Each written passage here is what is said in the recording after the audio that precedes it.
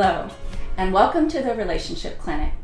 I'm Renee Natvig, your host, and today we kick off our Divorcing with Dignity series. Our special guest today is Elaine Silver.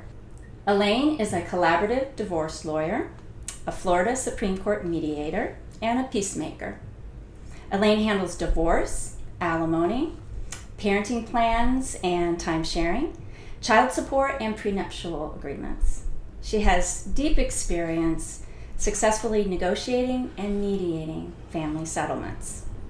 Elaine is president-elect of the Florida Academy of Collaborative Professionals and a member of the board of the Central Florida Collaborative Family Law Group serving the greater Orlando area.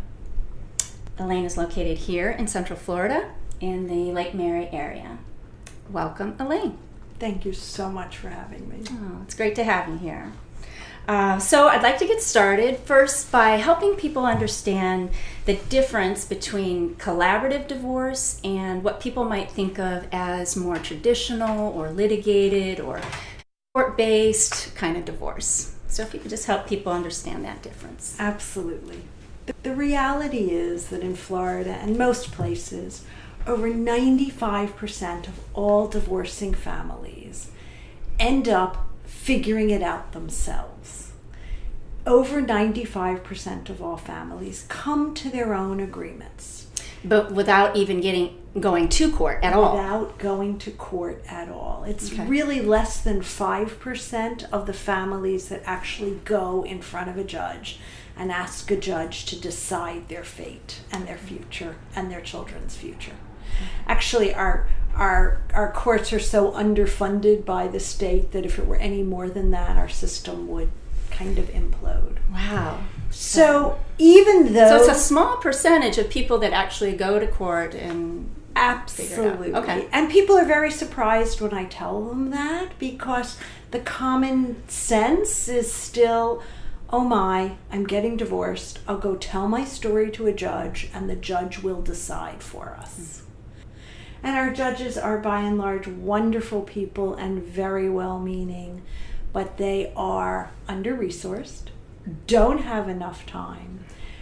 No matter how well one thinks they're preparing to tell their story in front of a judge, that judge, he or she, will never know as much, care as much, and be as invested in the outcome as the family themselves.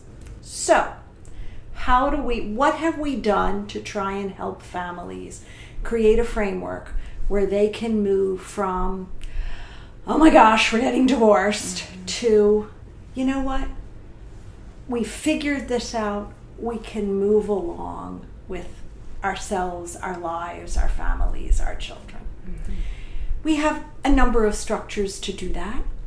One is collaborative divorce.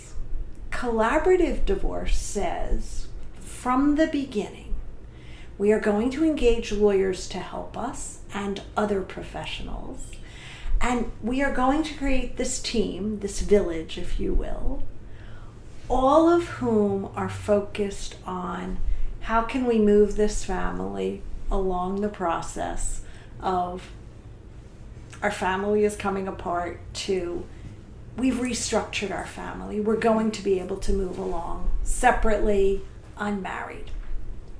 So I'm thinking, if we're thinking about the difference between collaborative and that litigated, so you made the point that it's a very small percentage that actually do that litigated.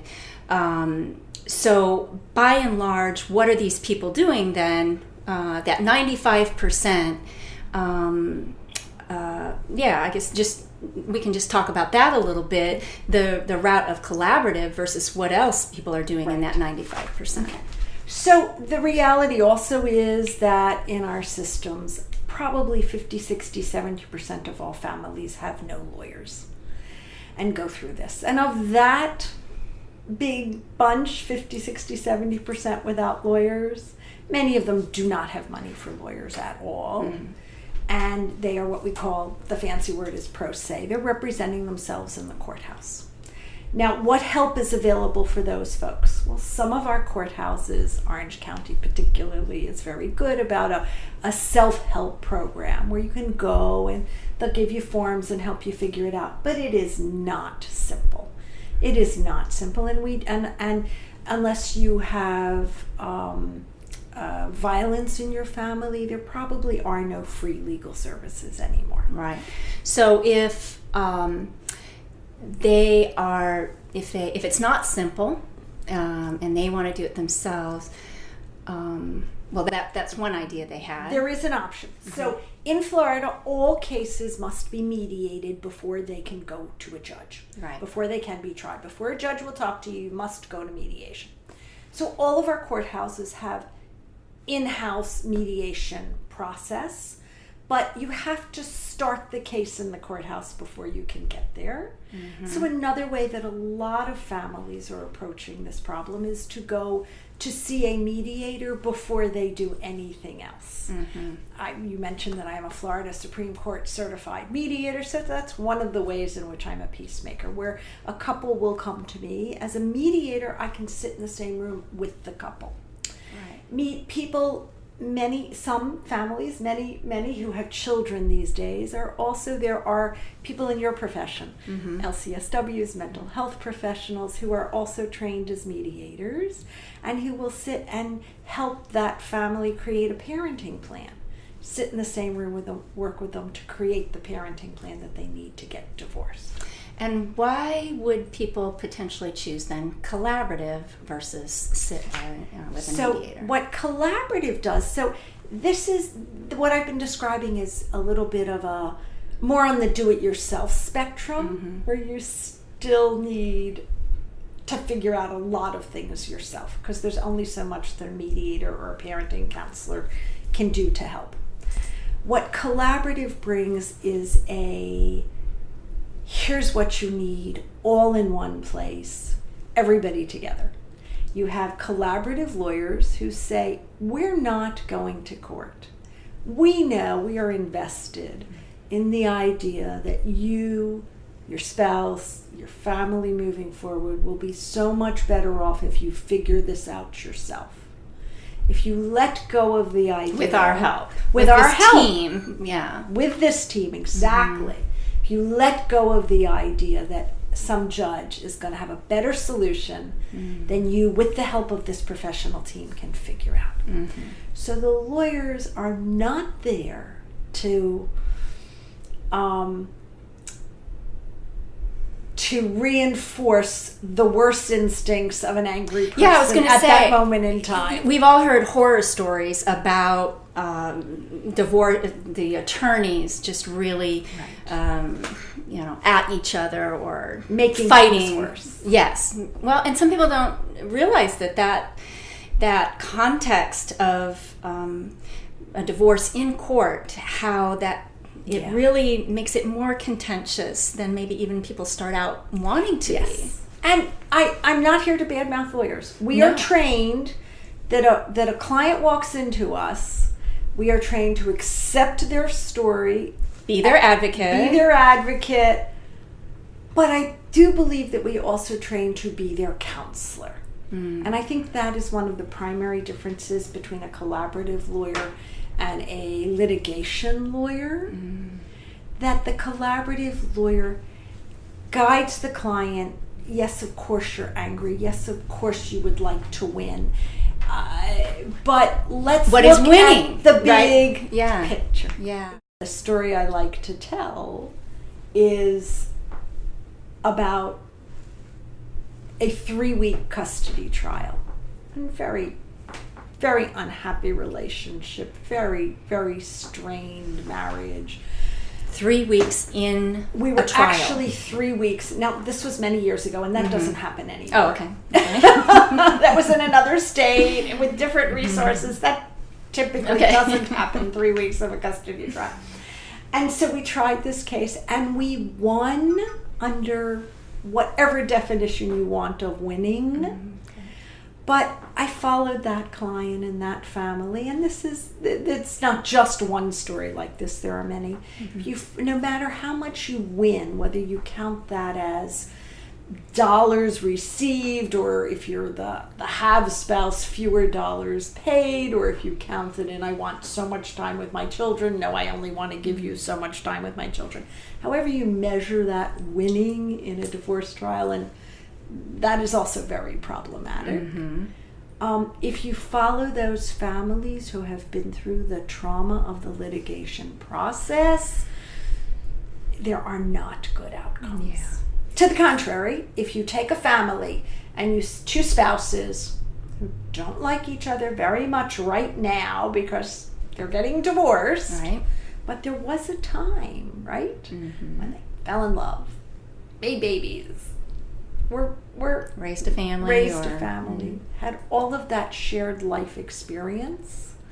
What we do in Collaborate is try to not get them to stay together as a couple, but to draw on that whole lifespan of experience, not just this really bad stuff going on right now, to move them forward in a productive way, where nobody wins and hopefully nobody loses. So in some ways, to remember that there are some positive aspects to this person that they're sitting with, and maybe to open up to hearing more than that negative story that maybe got them to this place, but just to open up just a little bit more to being able to hear each other. Absolutely. And I think people feel so much better if they're afforded the opportunity to do that. So let's lay out, kind of help people understand what this collaborative process looks like. Yes. Who's in the room, and what people are doing. Great question. Thank you. So it typically starts with each member of the couple talking to a collaborative lawyer, a collaborative divorce lawyer. And collaborative divorce lawyers are not just divorce lawyers, but highly trained in this collaborative process and understanding what we call interest-based decision-making, in understanding family dynamics, in understanding how to help people tap into their best selves, if you will. The collaborative lawyers then put together the rest of the professional team, a neutral financial professional. So those two attorneys find and select a financial neutral. Okay. By and large. Sometimes it happens differently. Sometimes the entrance to the process is through a collaboratively trained mental health professional, facilitator, such as yourself. Sometimes the inroad through the process is through the neutral financial professional, who are CPAs, divorce financial experts. They come from a range of financial backgrounds and also have this advanced training in expertise in helping families move efficiently and effectively through the process. So the team is assembled. Team is assembled. An attorney for each person, a mental health neutral, Yes. such as myself, and a financial neutral. Right. Okay. And we move forward open and transparent in meetings where everyone is in the room. So perhaps you remember that game from your childhood of, we used to call it gossip, where there would be a Telephone. We called it telephone. Okay, same game, right? A circle of people sitting around, and you would whisper to the person next to you, and by the time it got around the circle to me, of course, I heard something totally different than what you had said, right? Right. And unfortunately, in the traditional litigation process, a lot of that goes on. Because a client talks to a lawyer, the lawyer, or maybe the paralegal in the office, or whoever, the lawyer maybe picks up the phone and calls the other lawyer, or maybe in this day and age, emails or texts or whatever communicates. By the time I communicated to my client, it's probably Far substantially different than what was meant and said. So we avoid that in collaborative, because we actually sit around the table, the six of us, to do the hard work that needs to be done. And that work consists of first gathering the information. So just so that in case people were counting, so we have those 4 professionals plus the divorcing couple. Correct. So they are right there in the room with all the professionals. Correct. Now, to say the hard work gets done in the meeting, that's true, but there's also much work going on between meetings, and that work is done so much more efficiently also than in the traditional litigation process. I was talking to a client the other day who themselves is a lawyer in a whole different field of law. And lawyers understand how inefficient what we call the discovery process in law is. That's where the spouses' lawyers each gather from their respective clients financial information and exchange it. And sometimes they're exchanging the same tax returns. And it's just tremendously inefficient. So we've cut down on that inefficiency and collaborative by having one neutral financial gather the information from both spouses. And if one person is asking you a question and me a question, and that one person is filtering and digesting all that information, they are going to get better information more efficiently than in our traditional litigation process. Obviously. Because, there's not confusion going back and forth. It's one person, one source, gathering all of the information. Right. Yeah. And we also find that when things are done voluntarily, we get better information. Well, that's a good point. If both people are giving it to one person, what's the trust level then about giving that information? I think you're saying that there might be more, like I might be more willing to give that information because, well, how does that work? Are people more willing to give that information then? We find that first of all, the divorce system, certainly in Florida and virtually everywhere, requires open and transparent exchange of information with respect to finances. So in Florida, there is an affirmative obligation to share finances, financial information.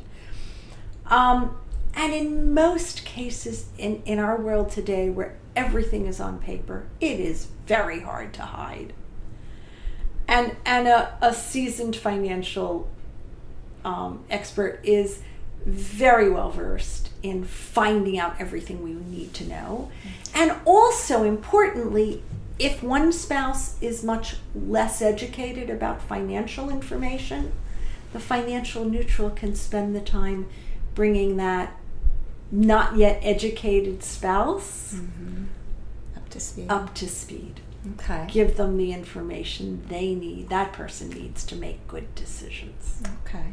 So we've got in the room our 4 professionals and our divorcing couple, and you're saying that it can operate much more efficiently as well when we're not in the room, that people are gathering that information, giving it to financial person, and so doing their homework, if you will, outside of the room. Right. And we haven't yet talked about the role of the mental health professional, facilitator, and we're exploring the right word for the person like you in that role. We've been using facilitator. Some people like quarterback. Some people like custodian of the process. So, you've heard of others, right? Yeah. So just in general, the person who's kind of moving that process along, kind of keeping it going and being able to facilitate, I think that's a favorite word, facilitate what comes next. But there are established kind of rules and guidelines about how that process goes that mental health neutral is aware of and moving that process along. Right. And where there are children, so we really didn't learn anything in law school about good parenting plans, whereas you know a whole lot about what's best for kids and what's in their best interest and what works for them, helping parents navigate the challenges of parenting, right? Which are even harder when there's a divorce going on. Yeah, let's talk about that as far as, children are often the kind of collateral damage to divorce. So how does collaborative protect children or support children in the family in a way that maybe typical litigated divorce wouldn't? Amazingly so, I have to say, because I think certainly the facilitator is in many respects, well, not formally an advocate for the children, operates that way. The parents will sit down with you or the person in that neutral facilitator role and craft their parenting plan themselves. So again, rather than, I like to say, hiding behind the lawyers when they're discussing what's best for their children, they have to be there, be in the room, be present. With their voice, their needs, their wants. Their fears, their concerns. And so that allows more vulnerability in the room, it sounds like, if people are going to be acknowledging their fears, or is that... Yes, but those fears, right, are going to drive this. If we don't acknowledge them, if we pretend they don't exist, they're going to drive bad decisions. So collaborative allows those to be acknowledged and present in the room. Right. Okay. Right. So often, and again, the efficiencies in the process are that we allow each professional to do what they do best. The lawyers can step back when the financial neutral is gathering the information. The lawyers can step back when the mental health professional is working with the couple to figure out how they're going to co-parent moving forward. And that's not always smooth and easy. We have done collaborative cases where there are addiction issues, where there may be an alcoholic in the room or whatever addiction there is, where you may have people who are not functioning well, but they are still parents. And so what the kids need is each parent to function as best they can and create the safety and structure in a parenting plan to allow an impaired parent to do that. And that is going to happen better than in a courtroom setting. How so? How does that happen better Because judges, the whole legal structure is really can I take you back in a long story? So philosophically... Yeah, let people know kind of how that came to be. So philosophically, our legal system comes out of criminal cases and things like automobile accidents. So think way back before there were cars and there were horses and buggies, and the one person's horse and buggy runs over a person in the street. All right, that's the beginning of our legal system. That trying to figure, or a criminal case, somebody murders somebody, who's at fault, who did wrong. It came from these one-event episodes, one-offs, I like to call them. Another, a criminal act, it happened, it was bad, who are we going to punish? A civil, the fancy word is tort system. There was an accident, whether with a horse and buggy or an automobile, whatever. This one event happens, who was at fault? How are we going to make whole the person who was injured? And we can do that with money. We can't make them whole, but we use money as an approximation for that. That's the genesis of our Western jurisprudence, all right? And so we take divorces, which are the rupturing of a family over a period of time. They are not a simple one-off, she had an affair, so I'm leaving. That may have happened, but it doesn't help us restructure the family and solve all the problems we have to solve going forward.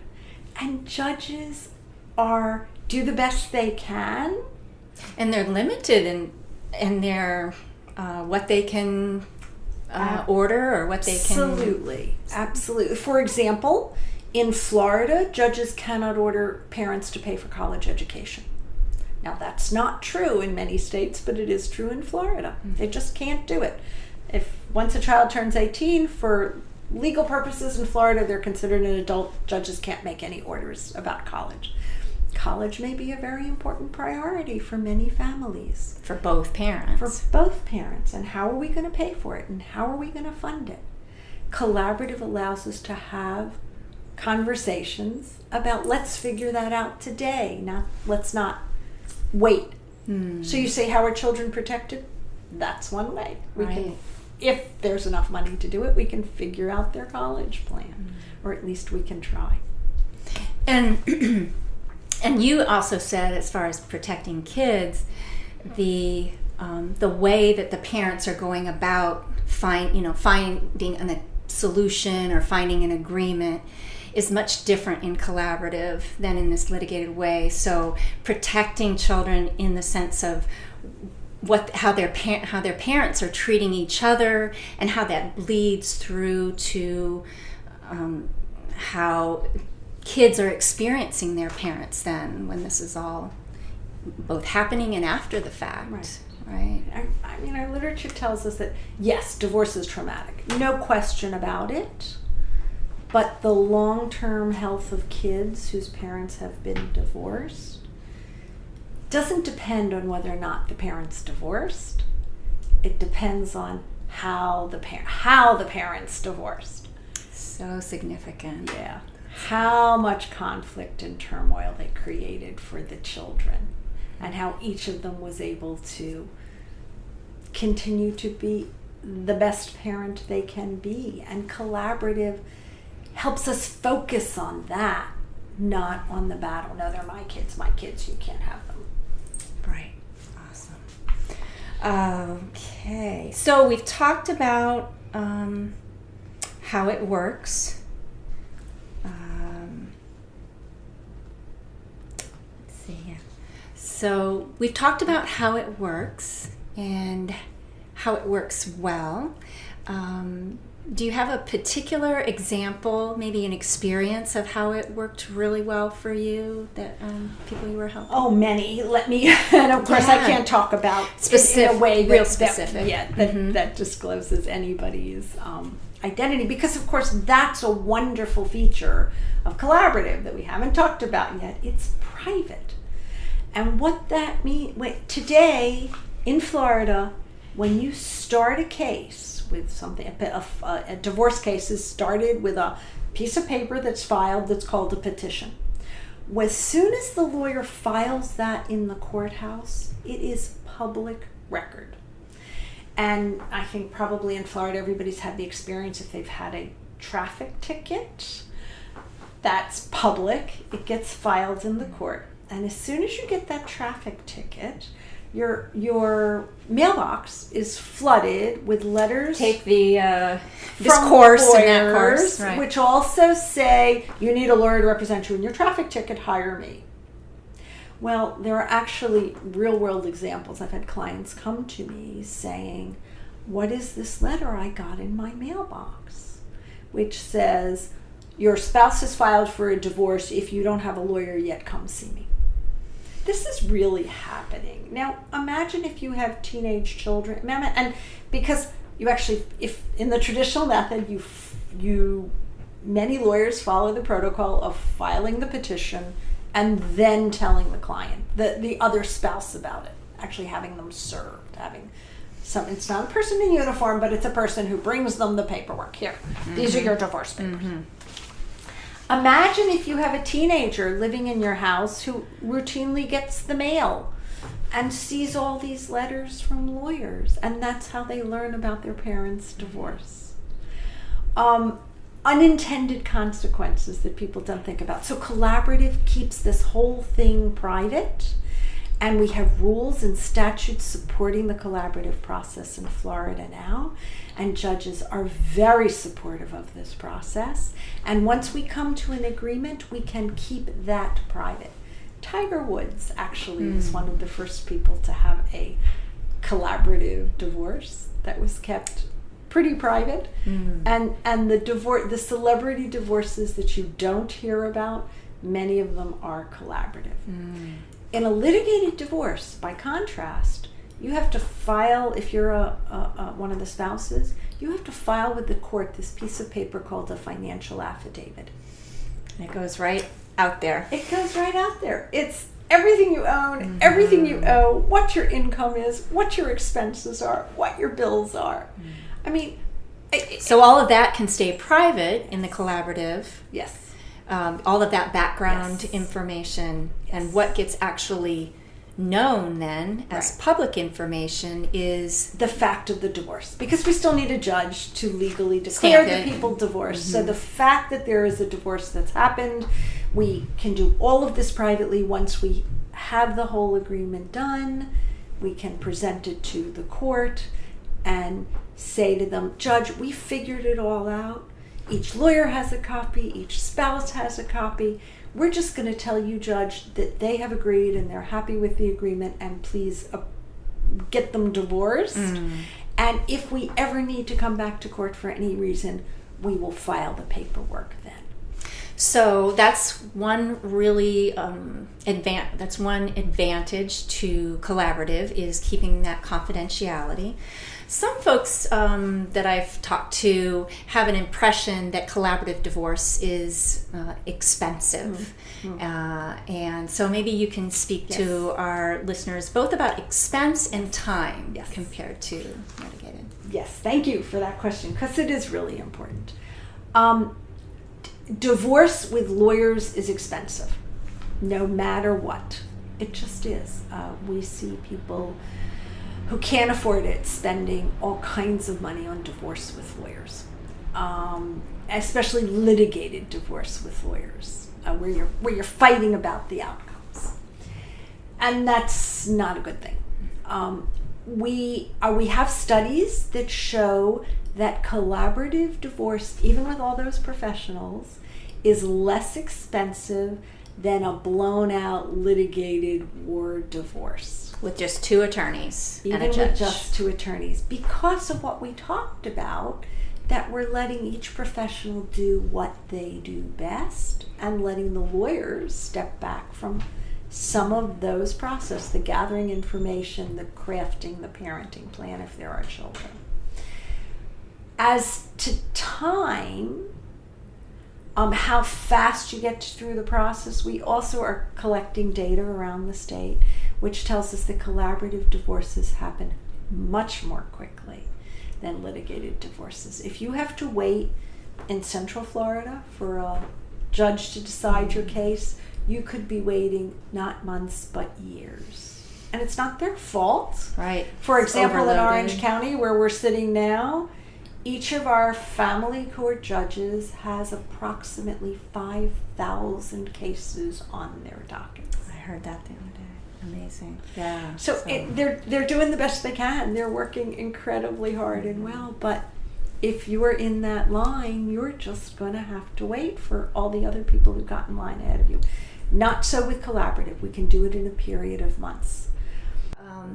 So that was speaking to time, confidentiality, money. Oh, as to expense? Yes. May I? Yes. So we also, in our community and in every community, we are very focused on making collaborative affordable for people with less money. So, for example, we have a model here in Central Florida, which we call which is for families with under $100,000 of family income. We have created a model where the professionals in the collaborative community will each work at vastly reduced hourly rates to guide a family with 3 meetings through their divorce at a total cost to the family of under $10,000. That's a bargain divorce with professionals, no matter how you slice it. And time. For 3. We also have here at Barry University Law School, which is located here in Orlando, there is a clinic teaching new lawyers about collaborative, which we're very proud of. People in our community have worked very hard to make that happen. And as part of the clinic, they are providing free collaborative cases to people who qualify economically, or because they're veterans, or because they have unique issues in the family. Okay. So we're trying very hard to make it accessible to many folks. Maybe you can share a little bit about. We're sitting here in September of 2018, and there is one very significant time issue from now until the end of this year, December 31st, 2018. We have just had a change in the tax law, in the federal tax law, starting January 1st, 2019. And for as long as I've been doing this, which is a long time, before that even, alimony has been tax deductible to the person who pays the alimony and included in the income of the recipient spouse. Tax deductible, and now add to your income. And the reason for that is that Uncle Sam helps defray the cost of 2 households. I mean, the strategy was put in place really when we had a different world where in most households it was the man out earning the living and the woman was staying home raising the children. And our tax structure was very different. High wage earning people were, and again, not in Florida because we don't have income taxes here, but in other states where there are income taxes, high wage earning people were paying in excess of 50% in taxes in the real world. And so you could, what we call bracket shift, reduce the tax burden, reduce the percentage of dollars. The payer gets to deduct the alimony. They don't have to pay taxes on it. They write that check for alimony. It's tax-free to the person who's paying it, and the taxes get paid at the lower rate of the recipient spouse. There are still families for whom that tax shifting is important, and it is going to go away unless your divorce is resolved by December 31st, 2018. And the only way I know of, short of just getting to an agreement at your kitchen table, to get this done that quickly is with a collaborative divorce right now. I've been having that conversation with clients for the last few months. So we've got 4 months to get to it. Hardly. Yes. Okay. The clock is really ticking on that one. Okay. So as you did mention that, so collaborative is really helpful. And are there situations, and you even mentioned for situations with substance abuse, you can still work through the process, but where might it not? Can you help people understand where it might not be good for them? Yeah, so one of the concerns obviously is domestic violence. And sadly we have way too much of it in our society, and the scariest, most dangerous time for victims of domestic violence is when they're about to leave the relationship. So we don't exclude domestic violence cases from collaborative, and I will tell you that in my experience, similarly, our courts, as hard as they try, are just not equipped when there are children to figure out good solutions to domestic violence. They often require nuanced solutions, not... The courts are very good at all or nothing solutions. If somebody's an abuser and can't see the children, bang, that's it, you're done. But if it's more nuanced than that, and often it is, and we have had cases where there has been serious episodes of domestic violence, and it often goes together with substance abuse, be it alcohol or drugs or whatever the abuse of choice, where we have successfully managed the family going forward, gotten people into appropriate help, appropriate programs, appropriate safety structures. And again, we can do that with so much more attention to detail in the collaborative process, bringing in trained professionals, advocates for the children, whatever we need. I like to think of it as more creative, that you can have so many more creative possibilities, nuanced, Again, we don't want to freeze people at their very worst. We don't want to assume that and this isn't true for everyone, there's certainly outliers, but there are also domestic violence situations, no excuse for them, but where those perpetrators can still function as parents to the extent that they are capable with appropriate safeguards. Okay, and that could still work through collaborative to figure those solutions out. So in your experience, are there solutions that just aren't appropriate? Then I guess that's a case-by-case basis that you just talked about there. It's a case-by-case basis. Okay. Often people are concerned that if funds and finances are being hidden, that collaborative is not appropriate. Again, I will tell you that in my experience, you bring in a skilled financial person, they are going to get better information in a collaborative model less expensively than in the court system, where so much money is sucked up in the discovery process if people are not cooperative. And that can be devastating as well. So we're talking about using this collaborative process for divorce, but there are other situations to use collaborative for, and maybe you can help people understand what that would be. Great question. So the collaborative process says, instead of, again, it's this interest-based negotiation rather than win-lose.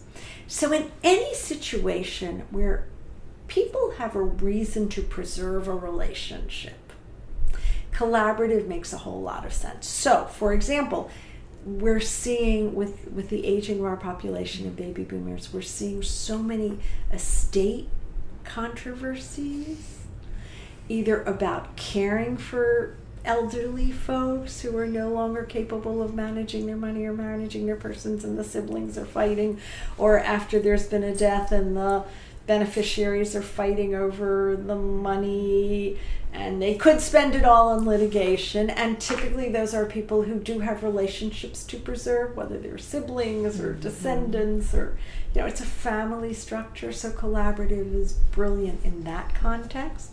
It's also really good in things like when a business partnership falls apart.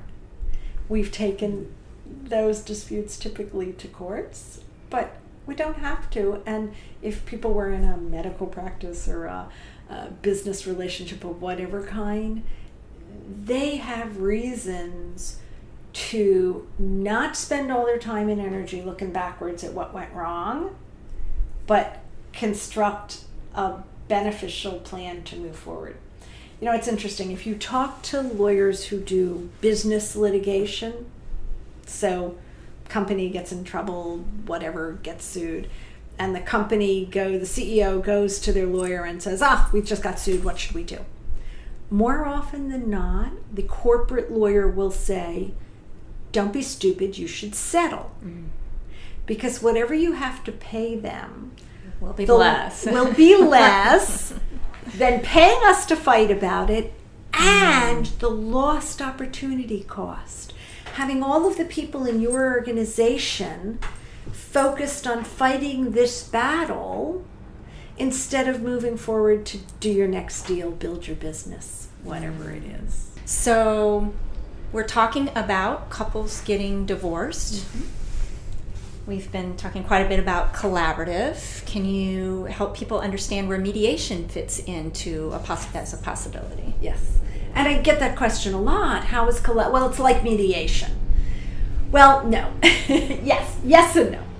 So they are both models of a system to get you through a problem and get to solutions.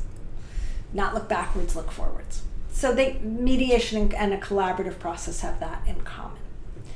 The difference is that mediation, as it's typically practiced in the divorce courts, is a one-off event. When you can go to mediation with or without lawyers.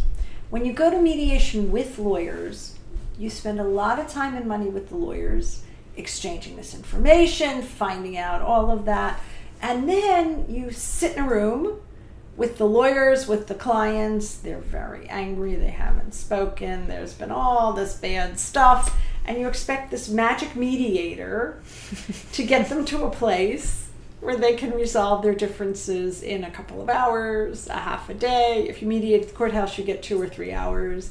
If you hire a private mediator, you can get a whole day. But it turns into a marathon.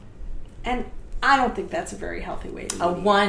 A one time sit down, figure it out. And and with litigation lawyers in the room, the undercurrent is always, if you don't do it my way, I'll see you in court. The threat. Mm-hmm. Now, there are models of mediation where the way I practice mediation as well is where the couple comes to me and we meet for 2 hour blocks of time.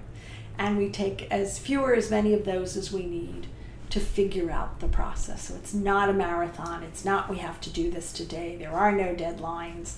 It's an entirely voluntary process. But that's not typically how mediation works in our litigation system.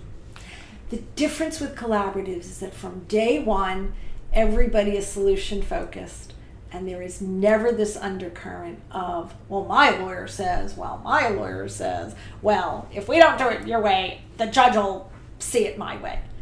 The lawyers are on the same page about helping to create solutions that are truly win-win. I'm sure you know. Shall I tell the interest-based negotiation story around the orange? Yes. Okay. So one of the classic interest-based what is this thing we're calling interest-based negotiations? So one of the classic little teaching tools is the story of the orange, right? Mom comes home and her 2 children are fighting over a single orange because she didn't have time to go shopping, and so she's tired of hearing the children scream. She picks up the orange, she takes a knife, she whacks it in 2, and she gives them each a half. And they both proceed to cry. Well, what could be fairer, right? Than half and half. Than half an orange. You're both fighting over the same orange. Here, you've each got half. We're done. Problem solved. Well, interest-based negotiation would have stopped and said, what is it about this orange that's important to each of you? And one child would have had the opportunity to say, I really want the juice because I just came home from soccer practice and I'm really thirsty for a glass of orange juice. And the other child would have been able to say, and I need to bake a cake tomorrow and I wanted to put the orange rind in my cake. And we could have had a win-win solution where they both got what they needed. I think that's a perfect encapsulation of how, a collaborative process is so much more possibilities thinking and outside of the black and white or typical box thinking. Yeah. To make that concrete, what to do with the house is often a critical... When you can't cut it in half. Although there's an old, I think it's a Verizon ad, where the judge orders the guys with the chainsaws to cut it in half. Not in the real world, right? But what do you do with the house? I want it. No, I want it. No, I want it. No, I want it. Well, let's explore that. What is it about the house that's so important to you? Well, I just don't want him to have it. What is it about the house that's so important to you? Well, it's where the children grew up. I want the children to be able to stay there forever. We just keep exploring the whys behind these expressed wants, if you will, and explore other possibilities. Well, maybe we bird nest. Maybe the kids stay there and the parents go back and forth. I mean, again, that doesn't happen very often. It happens once in a while, and for short periods of time. You can, yeah. But a judge is never going to do that, right? But getting to that why, but for each person. To flesh out what would be acceptable solutions for both people. That just is so meaningful, I think, for people. Yeah. And I also find that when people are scared, and it's very scary to get divorced, right? So when people are afraid, they sort of dig into that most primitive part of themselves. Right. This is your expertise. Yes, the amygdala, the limbic system. fight or flight, yes. right? Mm-hmm. So if you're fearful and you're either going to run away and or turn the other person into a monster. Or freeze. Or try to appease, which could, all of that can be, avoided. Mm-hmm. And so I find that if we give people the glimmer of hope, because optimism is really important, that they really have the tools to figure this out, that people do revert to being kind and respectful to each other. I see this all the time, and it's so what helpful. I love about my work. That is so helpful. It's what you love about your work, right? right? I mean, that's why I'm resonating with like, to offer people hope, to offer that there are possibilities where we can be kinder to each other and more understanding, and these little or not so little beings, these children, to know that most times both people want to be able to do something that's going to be as helpful to them as possible, and so to have a way of navigating this is just really helpful. And just the idea that we, the professional team, are not going to freeze them at their worst, I think can be really empowering for people. That you're there to support them. And both attorneys, I mean, I think that's also another thing when you're in collaborative, that both attorneys really want the best for both people. So when you've got all of that focus on, it's not as if one attorney's sitting there, supporting your and against the other client. Yeah. Everybody's cooperating in that team. Yeah. I was really touched that a client recently brought me a little magnet with a quote from Thoreau, which I won't remember because I didn't bring it with me, but says something about looking towards the future and thinking about goals and options and alternatives and a path. Yeah. What you imagine life to be, what your dreams and hopes are.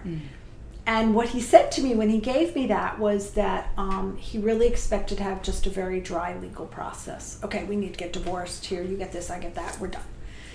But instead, in this process, we were able to have conversation about how do you imagine yourself, your family, 6 months, a year, 5 years down the road. And to give people that opportunity, because otherwise they're going to be back in my office after the next marriage fails and the next marriage fails, and I don't want that for them. No. Well, is there anything else that you would want to share with people about divorcing with dignity? If people are talking to lawyers who do not discuss collaborative process with them, I think they are being done a disservice. If what they're hearing is, oh, that's just a waste of time. If you have to go to court, you get a new lawyer. Why do that? Then I think they're in the wrong law office. I think everyone is entitled to understand that it's out there, sanctioned by law, supported by the courts as a really good optional alternative for their families. And I should address this issue about a collaborative lawyer does not go to court. Yes. Okay. So if you are one of that very small percentage of cases, and again, we have settlement rates of 95% across the board, no matter how you do your divorce. So there are some collaborative cases that don't get fully resolved. There are. But what we've accomplished in the process is good financial information, maybe a parenting plan, maybe they're just stuck in a couple of hard issues. We can bring in a mediator to try and figure out that last piece. Or we can send folks to litigation lawyers, which, by the way, is very much the British model. It's exactly what happens in the UK, which is where our judicial system comes from. The mother country, way back when, right? They have solicitors and barristers. The solicitors are like the collaborative lawyers. They never go to court. They try and settle the matter, whatever it is. And if the folks need a litigation attorney. It's the solicitors in the UK who actually hire the barristers. The clients don't even technically hire them. And here we make that same transition to a litigation lawyer if need be. So that it wouldn't be a situation where you might start out as a collaborative process and that same attorney would then turn into a litigated, armed with all of that information that you got you might have information pieces figured out, financials or parenting plan or whatnot, but those same attorneys wouldn't then represent in court. Yeah. Right. Anybody who's ever sat and had their deposition taken, which can happen in a divorce, where if you're the lawyer, you get to ask me all these questions and you're across the table from me, and it is not pleasant. We eliminate the idea that the lawyers are adversaries. We don't use those words. It's not opposite counsel. It's my collaborative colleague. And they're not parties, they're people who are trying to figure out their futures. Thank you so much. It's been great having you here. And if people want to get a hold of you, what's the best way? We'll have all of your information, of course, in the show notes for the podcast, but how can they just let them know how they can get a hold of you? Really easy. Go to my website, www.silver.divorce.com. It's my name, Elaine Silver. It's also my hair color, but that's only recently. And my phone number, and you can email me through my website, and I am always happy to discuss this with anybody because I think it's just a better way for people to be in the world.